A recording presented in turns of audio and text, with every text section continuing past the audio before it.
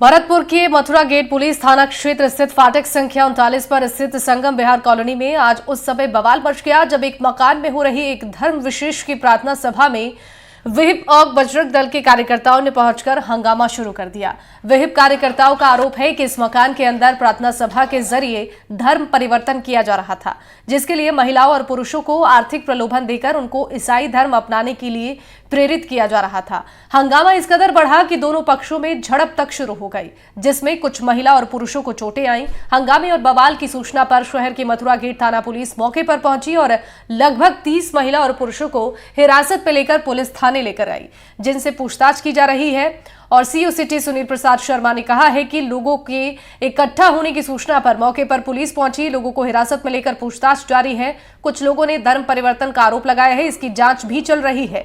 निरंजन सिंह ने मामला दर्ज करते हुए बताया कि गुरुवार सुबह 11 बजे के आसपास संगम विहार कॉलोनी में फाटक नंबर 39 के पास अजान निवासी रविंद्र कुमार और उनकी पत्नी के साथ एक अन्य व्यक्ति डीग निवासी फूल सिंह ईसाई धर्म का प्रचार प्रसार कर रहे हैं। हिंदू लोगों को इलाज के नाम पर बुलाकर सभा कर रही है। कह रहे हैं कि हिंदू देवी देवता की मूर्ति पूजा छोड़कर ईसाई धर्म ग्रहण करो और हिंदू धर्म के प्रति लोगों में घृणा पैदा करने के साथ चंगई सभा कर रहे थे। सभा में नियमित आने पर प्रति महीने 10,000 रुपए दिए जाएंगे, ये कहा गया, और इसके लिए बोनस और इलाज की पूरी व्यवस्था फ्री होगी।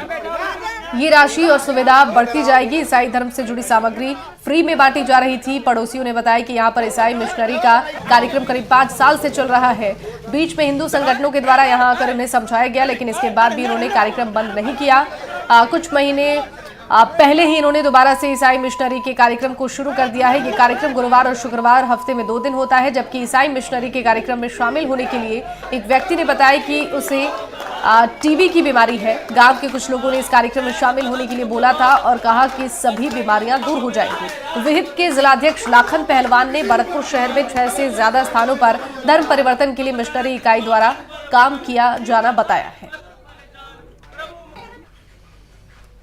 सूचना प्राप्त हुई थी कि काफ़ी लोग इकट्ठा हो रखे हैं फाटक नंबर 39 रिको रोड पे। इस पर पुलिस वहाँ पे गई थी और कुछ लोगों को वहाँ से दस्तयाब किया है। कुछ लोगों का आरोप है कि धर्म परिवर्तन के लिए ये लोग इकट्ठे हुए थे। इस संबंध में अभी जानकारी एकत्रित की जा रही है, पूछताछ की जा रही है और जैसी जानकारी और आएगी आगे अपडेट दे देंगे। और भरतपुर से हमारे साथ संवाददाता ललितेश कुशवाहा इस खबर पर ज्यादा जानकारी के साथ जुड़ चुके हैं। ललितेश, क्या इस पूरे मामले में अपडेट है? प्रशासन की तरफ से क्या कुछ संज्ञान लिया गया है पूरे मामले को लेकर? बिल्कुल, देखिए शिवानी, जो ये धर्म विशेष सभा चल रही थी इसमें से करीब 40 लोगों को हिरासत में लिया है, जिनमें से 10 लोगों को छोड़ दिया है। बाकी जो 30 लोग हैं उनको मथुरा गेट थाने में बैठा रखा है। उसके बाद में पुलिस के जो आला अधिकारी हैं वो लगातार उनसे पूछताछ कर रहे हैं, क्योंकि बजरंग दल के जो कार्यकर्ता हैं उनका स्पष्ट आरोप है कि इन लोगों के द्वारा धर्म परिवर्तन कराया जा रहा था। और करीब जो आस पड़ोसी है उनका कहना है कि यहाँ करीब 5 साल से ईसाई मिशनरी का जो कार्यक्रम है वो आयोजित किया जाता था। और जो भरतपुर के मथुरा गेट थाना क्षेत्र के संगम विहार कॉलोनी का ये मामला है। और जो प्रदीप कुमार चर्च फाउंडेशन, जो मकान के बाहर एक बोर्ड लगा हुआ है उस पर लिखा हुआ है। और जानकारी यह भी है कि यह जो प्रदीप कुमार है ये अजान गांव का निवासी है, जो डीग जिले में पड़ता है। और 11 फरवरी 2024 को भरतपुर में धर्म परिवर्तन का एक मामला सामने आया था, उसमें इसकी गिरफ्तारी हो चुकी है। और इस पर उस समय आरोप था और इसके अकाउंट को भी चेक किया गया था। इसके अकाउंट में पैसे आते थे और ये धर्म परिवर्तन कराने वाले लोगों के लिए, जो धर्म परिवर्तन लोग करते थे या शामिल होते थे, उनके लिए पैसे देता था। अब पुलिस लगातार इस मामले में जुटी हुई है। हालांकि पुलिस का कहना है कि विहिप के कार्यकर्ताओं ने ये आरोप लगाए हैं। जी शिवानी। ललितेश, जो लोग इस वक्त पुलिस की गिरफ्त में हैं, क्या पूछताछ में उनसे इस बात को लेकर कोई चर्चा हुई है? क्या उनकी तरफ से कहा गया है कि जहां पर वो सभा चल रही थी वहां धर्म परिवर्तन का ही काम हो रहा था? देखिए, बिल्कुल, जो हिरासत में पुलिस के द्वारा जो लोग दिए गए हैं उनसे बातचीत मेरी भी हुई है और पुलिस के अधिकारी वो भी बता रहे हैं कि धर्म परिवर्तन जैसा अभी तो कोई मामला सामने नहीं आया है, जांच का विषय है। लेकिन ईसाई मिशनरी का कोई कार्यक्रम चल रहा था, सत्संग जैसा आयोजन था, लेकिन जो हिंदू विश्व परिषद के कार्यकर्ता है वो धर्म परिवर्तन का आरोप लगा रहे हैं। कुछ गांव व्यक्ति थे वो कह रहे थे कि यहाँ जो सत्संग में जो लोग शामिल होते हैं उन्हें कई बीमारियों से छुटकारा मिलता है। तो कई लोग ऐसे थे जो आज पहली बार आए थे और वो कोई टीबी का मरीज है तो कोई कैंसर का मरीज है। ललितेश हमारे साथ बने रहिएगा। हमारे साथ मृदुल कछावा पुलिस अधीक्षक जुड़ गए हैं। मृदुल जी, सबसे पहले तो आपसे इस पूरे मामले में ये जानना चाहेंगे कि क्या एक्शन लिया गया है, दो पक्षों के बीच जो भिड़ंत हुई है, कितने लोगों की गिरफ्तारी इस पे हुई है अब तक? देखिए, इसमें पुलिस को जैसे ही सूचना प्राप्त हुई थी कि एक व्यक्ति द्वारा अपने घर में एक सत्संग का आयोजन किया जा रहा है, जिसमें एक पक्ष द्वारा ये आरोप लगाए गए थे कि वहां पर धर्म परिवर्तन संबंधी गतिविधियां भी जो है वो आयोजित की जा रही है। तत्काल पुलिस के अधिकारी, आला अधिकारी मौके पर पहुंचे। उन्होंने जो भी लोग वहां पर उपस्थित थे उनको एक बार टेम्परेरीली डिटेन किया।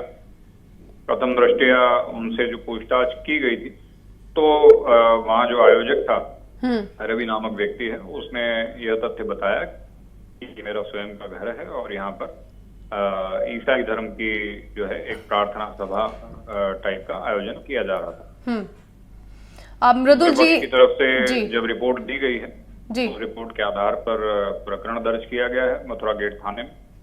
और अभी जो है मुख्य इसमें जो व्यक्ति रवि जो था उसको पुलिस द्वारा हिरासत में लिया गया है।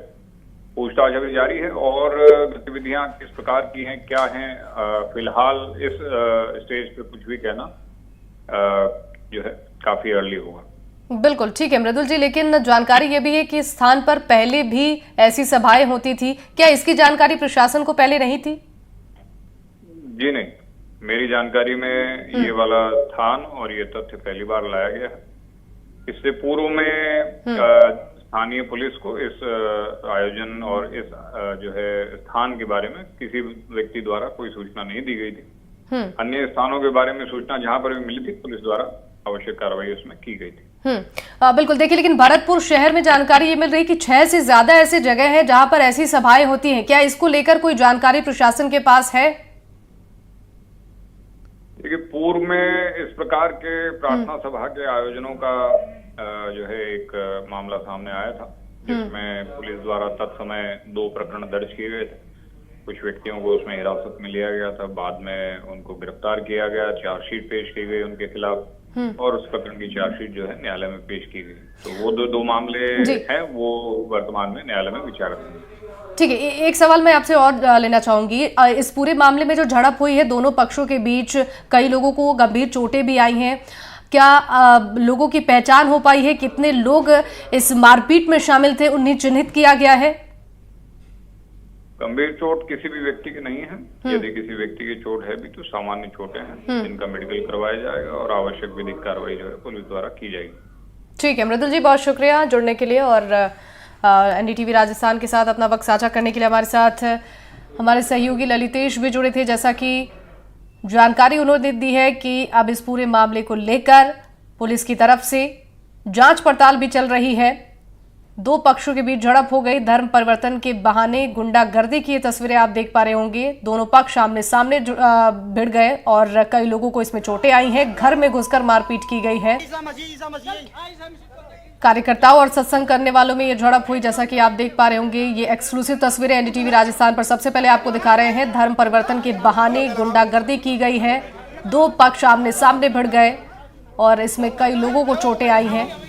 हंगामे के दौरान जमकर लात घूंसे चले हैं। झड़प के बाद दोनों पक्षों में जमकर मारपीट शुरू हो गई, जैसा कि तस्वीरों में भी आप देख पा रही होंगे। बजरंग दल और विश्व हिंदू परिषद आमने सामने नजर आए। हमारे सहयोगी ललितेश हमारे साथ जुड़े हुए हैं। ललितेश, बताएंगे जरा वहां पर जो लोग मौजूद थे, क्या उन लोगों से बातचीत आपकी हो पाई है? क्या बताया गया, कैसे ये विवाद शुरू हुआ और ये झड़प कैसे इतने आगे बढ़ गई कि मारपीट शुरू हो गई?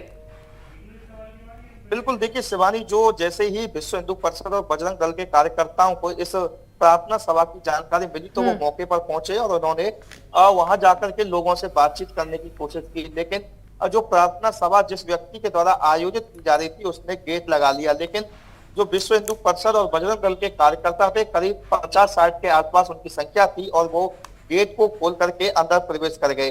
तो उस दौरान उनमें जो ईसाई मिशनरी जो कार्यक्रम आयोजित करा रहे थे उनमें और जो बजरंग दल और जो विश्व हिंदू परिषद है उनके कार्यकर्ताओं में झड़प हो जाती है। झड़प के बाद में एक दूसरे के ऊपर वो हाथापाई शुरू कर देते हैं। उसके बाद में तस्वीरों में स्पष्ट देखा जा सकता है कि ये जो व्यक्ति है पिट रहा है, ये जींद जिले का फूल सिंह नाम का व्यक्ति है और ये आज ही इस प्रार्थना सभा में शामिल होने के लिए आया था। जो विश्व हिंदू परिषद के कार्यकर्ता हैं उनको ये लगा कि ये ही है इसका मुख्य जो आयोजन करता है, लेकिन जो मुख्य आयोजन करता है वो रविंद्र नाम का व्यक्ति है। जी शिवानी। ठीक है ललितेश, आपका बहुत बहुत शुक्रिया इन तमाम जानकारियों के लिए।